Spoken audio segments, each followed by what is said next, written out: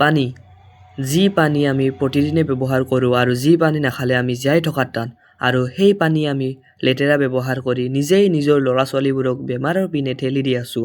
ঘৰৰ পানীৰ কি ভৰসা যেতিয়া ঘৰৰ পৰা ওলোৱা পানীয়ে লেতেৰা হয় আৰু সেই পানী আমি নিজৰ ল'ৰা ছোৱালীবোৰক খুৱাই আছোঁ। পানীত কিমান বেক্টেৰিয়া আছে আমি নাজানো।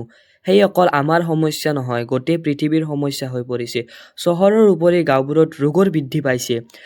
তো চিন্তা আমাৰ কথা চিন্তা কৰি আমাৰ মাজৰে এজন ব্যক্তিয়ে আগবঢ়াইছে এখন ফিল্টাৰ দোকান, যিখন দোকানত সকলো ধৰণৰে ফিল্টাৰ পোৱা যায় আৰু এই ফিল্টাৰৰ পানী খালে আমাৰ হয়তো কিছু সংখ্যক ৰোগ কমিব পাৰিব।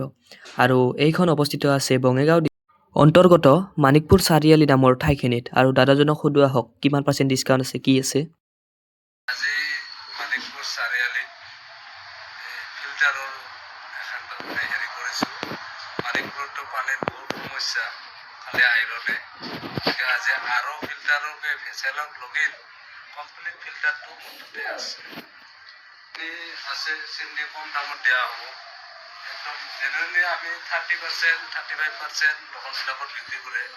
মই ইয়াতে 45% ডিছকাউণ্টত বিক্ৰী কৰোঁ।